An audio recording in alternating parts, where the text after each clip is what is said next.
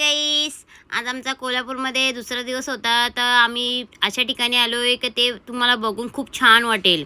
आणि त्या ठिकाणचं नाव आहे पन्हाळा किल्ला. बघू शकता किती छान आहे. तिथे बघण्यासारखं सर्व काही होतं आणि आपल्याला तितकी माहिती नाही म्हणून आम्ही त्यासाठी ठेवलेला होता गाईड्स.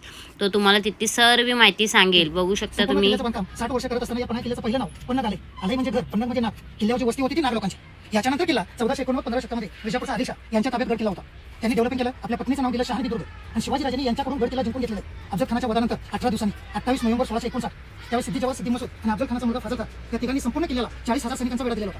याच्यानंतर जिथे तुम्ही जाणार ज्योतिबा डोंगर त्या डोंगराच्या पलीकडे पूर्ण किल्ल्याला वेढा होता.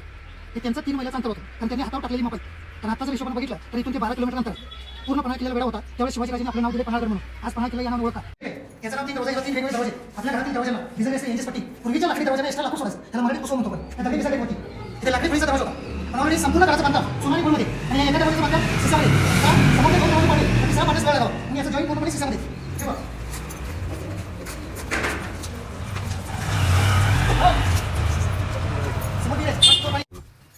खाली काय पण खाली काय येते डोंगर खाली पण इकडे डोंगर हे पण खाली काय घराचा दुसरा दरवाजा आहे. आणि हा समोरचा पहिला मेन एंट्री इकडून आहे. ज्यावेळेस सिद्धीच्या वेढा दिला त्यावेळेस त्यांनी तोफा मारून हा दरवाजा पाडण्याचा प्रयत्न केलेला आहे. 3 तोफा मारलेले. जिथे तोफेचा गोळा पडेल तिथे 12 वर्ष शेती पिकत नाही. पण इथे फक्त दगडाचे ट्रॅक दिलेले. हे वैशिष्ट्य आहे. आणि ते तोफा कुठून आल्या? इंग्रजांच्याकडून. इंग्रजांना लोकांना राजापुरी गाव सर एक गाव उद्ध्वस्त होतं. 12 वर्ष शेती पिकत नाही. असली रेंज आहे तोफेच्या रेंजला. एवढा तुकडा जरी पडला तर हे पण ज्यावेळेस त्या तोफा मारलेले पहिली तोफ पहिले इथे चौकटीला सेंटरला समोर आहे. दुसरी या दगड पडला याच्या काचा दगड पडलेला आहे. आणि तिसरी त्या दिवाळीच्या वरच्या बाजूला कमानी सेंटरला वर पडले. हा त्यावेळेस शिवाजी राजांनी एक डुप्लिकेट माणूस जातीने नावाचा माणूस शिवाकाशी या मेंबरला भेटला पाठवला. आणि शिवाजी राजे दुसऱ्या रस्त्याला विशाळ गेला. याला गणित गाव म्हणतात.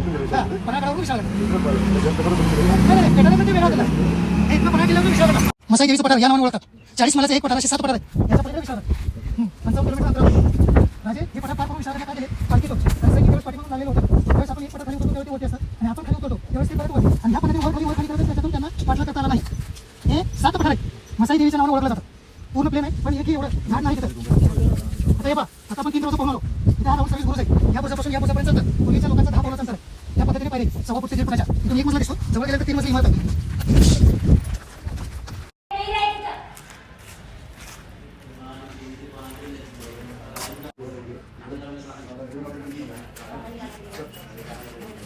काय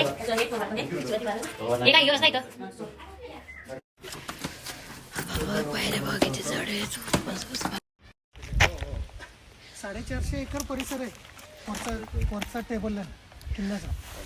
हा ते गाडी फिरते सगळे आपल्या किल्ल्याच्या आतमधून फिरते.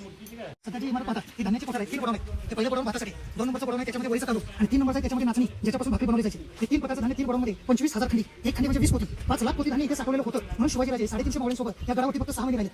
350 मावळ्यांना 6 महिन्यात संपलेलं धान्य. म्हणून आम्ही म्हणतो की या लोकांना नाश्त्यासाठी 15 ते 20 भाकरी लागतात.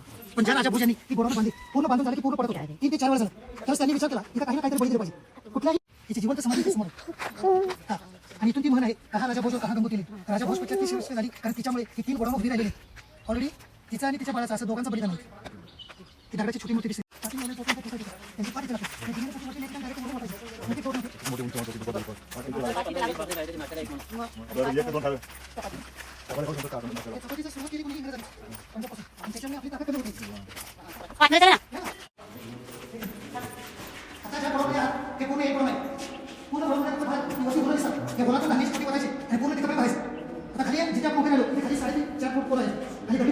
पण ते दरवाजे ओपन करत नव्हते त्याच्यासाठी ते खाली बोल आहे. त्या बोलमधून धान्य बाहेर काढलं जातं. त्याला धान्य म्हणतो. धान्य बोलून बघायचं घेऊन पाहिजे. ही सगळे किती दिवस सुद्धा पाहिजे हे पाहण्यासाठी या खिडकीचा वापर करायचा. असे 3 गोडाऊन आहेत. एका भात दुसरा बरीच सांभाळायची घेऊन फिरते ना ते इथलं शूटिंग आहे. काही जी पुजेले काही जी ते गाणं इथलं आहे बघा जुनं. हे 2 नंबरचं गोडाऊन त्याच्यात वरीचं तांदूळ ठेवायचं. आणि ह्याच्या पलीकडे नाचणीसाठी. इथे नाचवं पलीकडच्या बाजूला गेट आहे. तिकडल्या गेट कसं बाहेर होय शपथ कसं बनवलं हे डेंजर. हे पूर्ण बघायचे ते वरच्या निपातानी ते आणि मग खिडकीतून बघायचं किती संपलाय ते सामान.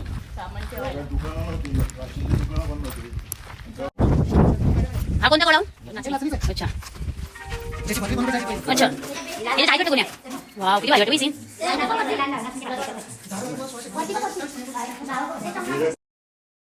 काय मग कसं वाटलं तुम्हाला? स्टोरी चांगली वाटली ना ऐकायला? आमच्या गाईड्सनी मस्त माहिती दिली ना. कान देऊन ऐकायला छान वाटलं असेल ना. एक एक शब्दाने शब्द मनाला लागले असतील खरंच. आणि हे बघण्यासारखं दृश्य होतं. खूप छान वाटलं आम्हाला तर. इतकं छान वाटलं खूप म्हणजे खूप. आम्ही सांगू नाही शकत इतकं छान वाटलं. जर तुम्हाला आवडलं असेल तर नक्कीच कधी कोल्हापूरला आल्यावरती नक्कीच पन्हाळा किल्ल्यावरती येऊन जावा आणि ही माहिती घेऊन जावा. आणि खूप काही बघण्यासारखं आहे.